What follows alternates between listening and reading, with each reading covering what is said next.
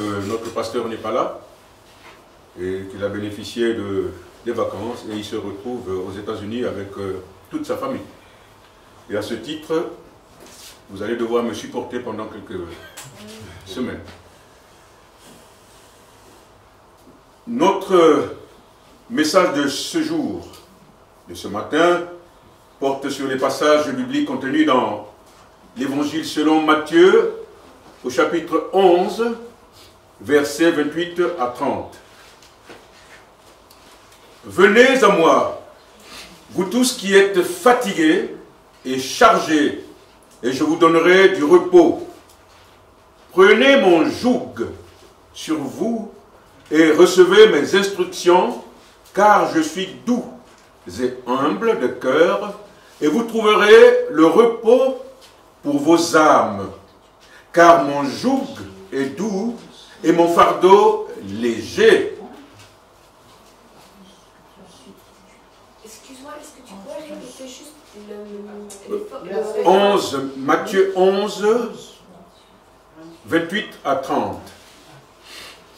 Les Saintes Écritures sont le seul livre dans lequel on voit de manière explicite les rapports qui régissent Dieu et les hommes. Est-ce que vous m'entendez tous? Amen. Je n'ai pas mis de micro. Hein? Je n'ai pas voulu me surcharger plutôt de cet artifice parce que je pense que Dieu m'a donné une voix qui porte. Amen. Dans l'Ancien Testament comme dans le Nouveau Testament, il est intéressant de faire remarquer le fait que dans les rapports qui unissent Dieu à l'homme, Dieu se réserve toujours la primauté de l'initiative. Nous pensons que c'est nous qui allons à lui, mais c'est plutôt lui qui vient toujours à nous. C'est un fait qu'il faut toujours conserver sur soi. C'est lui qui vient toujours vers l'homme, en lui montrant la voie à suivre et en le mettant en garde contre toute forme de désobéissance. C'est ainsi que, déjà dans le livre de Deutéronome, l'Éternel Dieu dit à l'homme précisément, au chapitre 30 et au verset 19 et 20, je cite, « J'en prends aujourd'hui à témoin contre vous, le ciel et la terre. J'ai mis devant toi la vie et la mort, la bénédiction et la malédiction.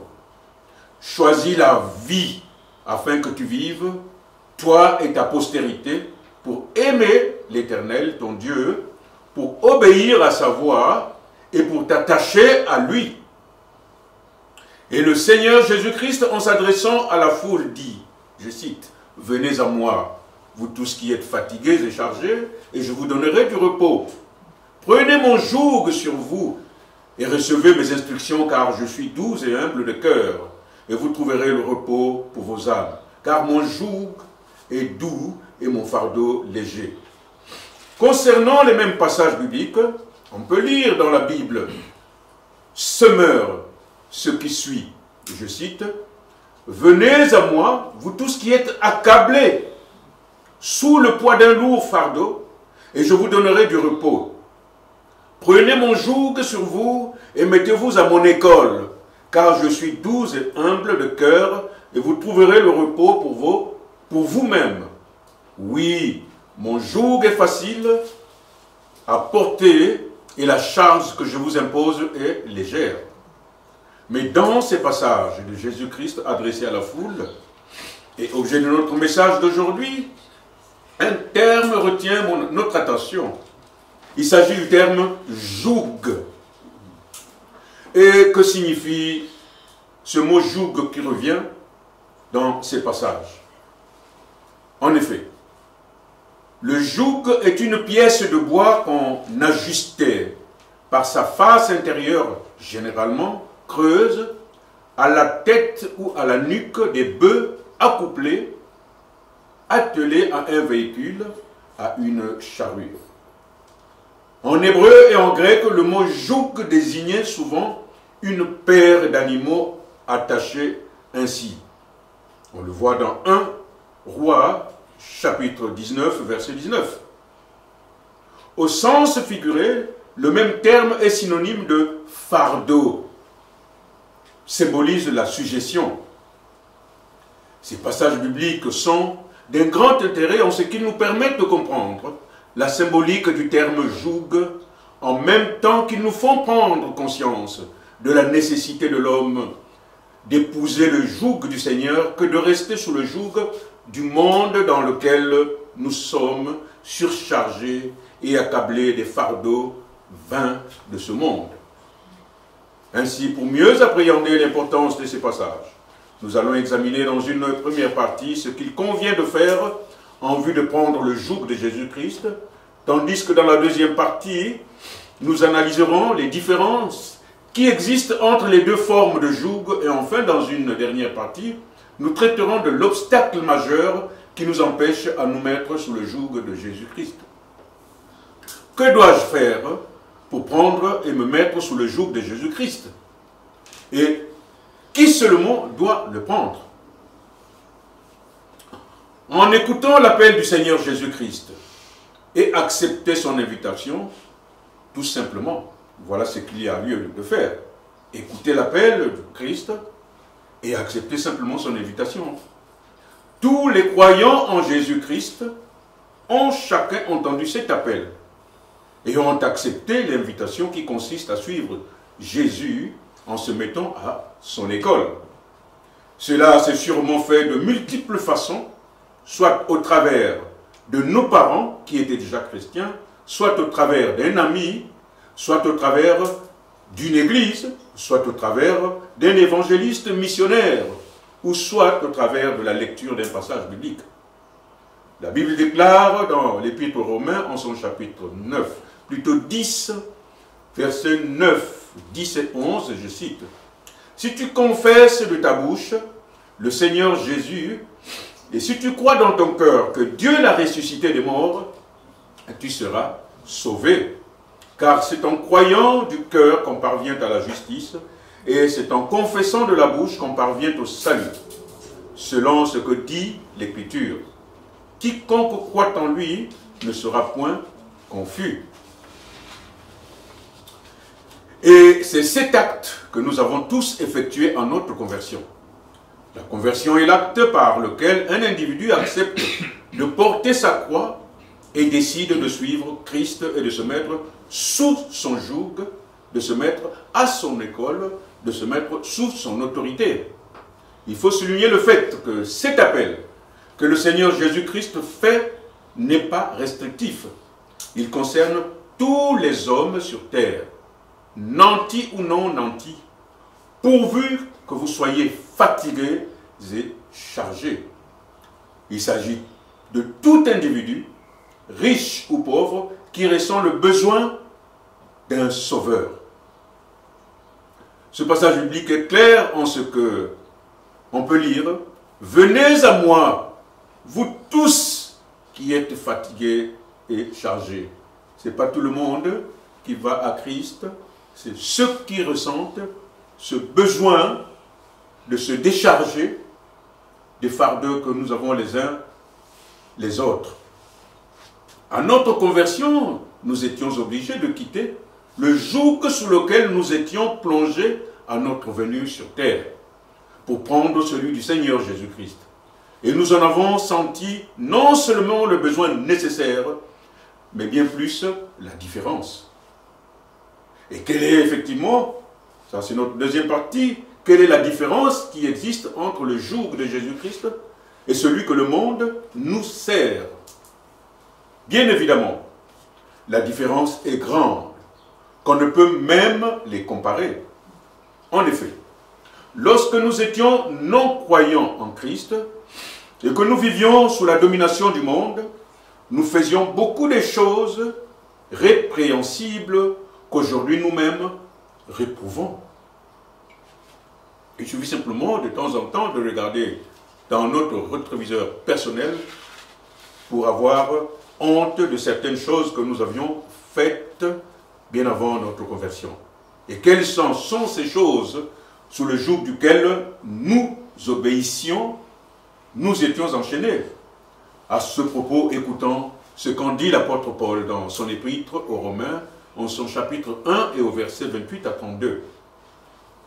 Comme ils ne se sont pas souciés de connaître Dieu, Dieu les a livrés à leur sens réprouvé pour commettre des choses indignes, étant remplis de toute espèce d'injustice, de méchanceté, de cupidité, de malice, pleins d'envie, de meurtre, de querelles, de ruse, de malignité, rapporteurs, médisants, impies, arrogants, hautains, fanfarons, ingénieux au mal, rebelles à leurs parents, dépourvus d'intelligence, de loyauté, d'affection naturelle, de miséricorde. Et bien qu'ils connaissent le jugement de Dieu, déclarant dignes de mort ceux qui commettent de telles choses, non seulement ils les font, mais encore ils approuvent ceux qui les font. Et dans l'Épître aux Galates, en son chapitre 5, versets 19 à 21, l'apôtre Paul continue de dresser le même tableau sombre de ce à quoi se livre l'homme naturel, irrégénéré, je cite. Or, les œuvres de la chair sont évidentes.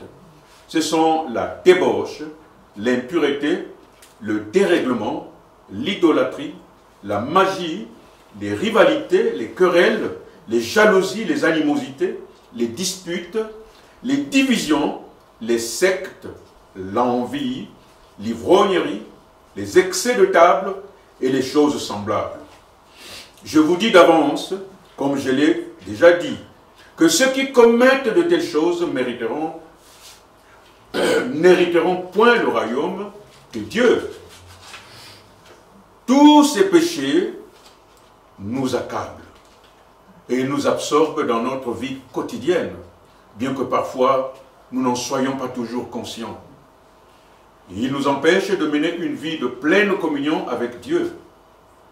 Ils nous empêchent le repos réel et la paix véritable. Nous menons une vie absolument déséquilibrée et souvent marquée par une trop grande convoitise avec un désir immodéré de posséder une ou toute chose. On finit par devenir l'homme à la merci des commerçants véreux qui, par coup de publicité, nous contraignent à consommer encore et encore.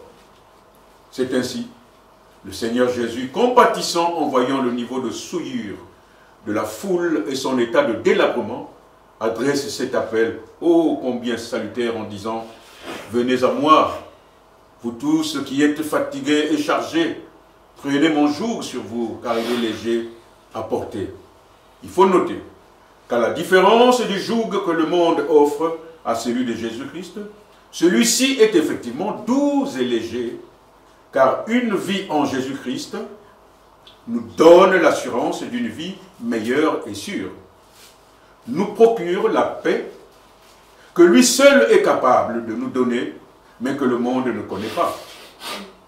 L'apôtre Paul déclare dans l'Épître aux Galates, en son chapitre 5 au verset 24, je cite, que ceux qui sont en Christ Jésus ont crucifié la chair avec ses passions et ses désirs. Le joug du Seigneur nous donne le repos. Oui, le repos. Et qu'est-ce que c'est que le repos? Le repos marque la cessation d'activité. Il est l'état dans lequel se trouve celui qui a terminé un travail ou bien qui est mort. Dans la Bible, ce terme a un sens particulier en ce que le repos de l'homme consiste à jouir, à bénéficier de la communion avec Dieu et à observer ses commandements. Pour l'homme, ce repos fut suspendu par le péché originel d'Adam et y a plongé toute la création. À cet effet, l'apôtre Paul déclare dans l'Épître aux Romains au chapitre 8 et au verset 20, je cite, « Car la création a été soumise à la vanité, non de son gré, mais à cause de celui qui l'y a soumise. La terre elle-même ne connaît pas de repos, car les guerres, les bruits de guerre, l'injustice, la cupidité, la méchanceté la remplissent. Aussi Job de dire, dans son livre, chapitre 14, verset 1, je cite, « L'homme né de la femme, sa vie est courte, sans cesse agitée. » Somme toute, en Jésus-Christ, nous demeurons sans cesse en communion avec Dieu. Il est aussi vrai que nous sommes beaucoup de croyants ayant déposé nos fardeaux aux pieds du Maître. Seulement, comment avions-nous déposé nos fardeaux et dans quelle attitude étions-nous à ce moment-là? Avions-nous tout déposé ou non aux pieds du Maître? Avons-nous déposé nos fardeaux avec sincérité et vérité? Et de la manière dont nous venons aux pieds du Maître dépend aussi notre relation avec lui. Le Seigneur nous demande de nous dépouiller de toutes ces charges, tous ces fardeaux superflus, car nous n'en avons pas besoin, en ce qu'ils peuvent se constituer en obstacle aux âmes en évolution. Ce qui nous amène à notre troisième partie. Quel est l'obstacle majeur qui nous empêche à prendre le joug de Jésus-Christ? Quel est l'obstacle majeur? C'est ce qu'on va voir. Et l'obstacle majeur, c'est le péché. En effet, au monde, beaucoup d'individus ont une croyance intellectuelle de Dieu et du Sauveur Jésus-Christ, mais se trouvent dans l'incapacité de se décider à suivre le Seigneur, tellement qu'ils restent accrochés à leur passion, à leur désir charnel, en menant parfois une vie complètement dissolue. Toutes les fois que nous péchons, nous suspendons notre communion avec Dieu. Voilà les obstacles qui nous empêchent. Beaucoup ont peur de venir à Christ en ce qu'ils doivent obligatoirement abandonner les choses qui sont devenues leur raison d'être, leurs idoles auxquelles ils sont attachés. Dans l'Évangile selon Marc, au chapitre 10, et au verset 20 à 22, la Bible déclare, je cite, « Il lui répondit, « Maître, j'ai observé toutes ces choses dès ma jeunesse. » Jésus, l'ayant regardé, l'aima et lui dit, « Il te manque une chose. Va, vends tout ce que tu as donné, vends tout ce que tu as, donne-le aux pauvres, et tu auras un trésor dans le ciel. Puis viens et suis-moi. » Mais, affligé de cette parole, cet homme s'en alla tout triste, car il avait de grands biens. Jésus, regardant autour de lui, dit à ses disciples, qu'il sera difficile à ceux qui ont des richesses d'entrer dans le royaume de Dieu. Combien ne sont pas dans la nature qu'ils veulent refuser de venir à Christ parce qu'ils sont accrochés à leurs biens, ils sont accrochés à leurs idoles, ils sont accrochés à leurs richesses, alors que la vraie richesse est en Jésus-Christ.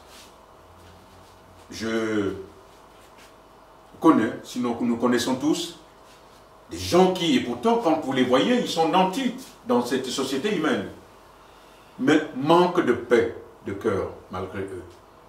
Et à côté de ça, vous avez aussi des gens qui ne sont pas nantis, qui n'ont rien, mais qui ont une paix de cœur inébranlable. Pourquoi? Parce qu'ils ont compris, pour certains, la nécessité de venir déposer tout aux pieds du Maître, lui qui se charge de porter nos fardeaux. Nous notons que ce passage montre à suffisance qu'entre autres obstacles à entrer dans le royaume de Dieu sont aussi les richesses.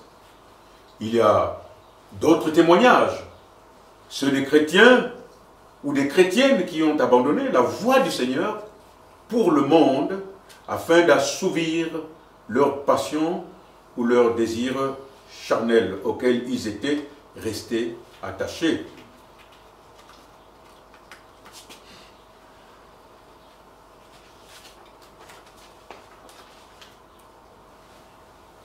En guise de conclusion, nous allons écouter ce que l'apôtre Paul déclare dans l'épître aux Romains, en son chapitre 6 et au verset 20, 21, 22 et 23, je cite. « Car lorsque vous étiez esclaves du péché, vous étiez libres à l'égard de la justice. Quels fruits portiez-vous alors? Des fruits dont vous rougissez aujourd'hui. Car la fin de ces choses, c'est la mort. Mais maintenant, étant affranchis du péché et devenus esclaves de Dieu, vous avez pour fruit la sainteté et pour fin la vie éternelle. Car le salaire du péché, c'est la mort, mais le don gratuit de Dieu, c'est la vie éternelle en Jésus-Christ, notre Sauveur. Prions. Seigneur, nous te rendons grâce pour ce moment de partage que tu nous as permis d'avoir. Merci pour toute cette richesse que tu nous as acquise à la croix, Seigneur. Bénis mes frères et sœurs en Christ qui sont dans ta maison ce matin et tous ces visiteurs. Bénis aussi ceux et celles qui ne le sont pas, Seigneur, pour des raisons que toi seul connais. Dispose toujours nos cœurs, Seigneur, à être à l'écoute de ta parole. Et montre-nous comment la mettre en pratique dans nos vies de tous les jours. Merci pour ton amour, Seigneur. J'ai prié et demandé toutes ces choses au nom puissant et merveilleux de Jésus-Christ de Nazareth, Fils unique et bien-aimé du Père Tout-Puissant. Amen. Amen. Merci, mes bien-aimés. Nous sommes...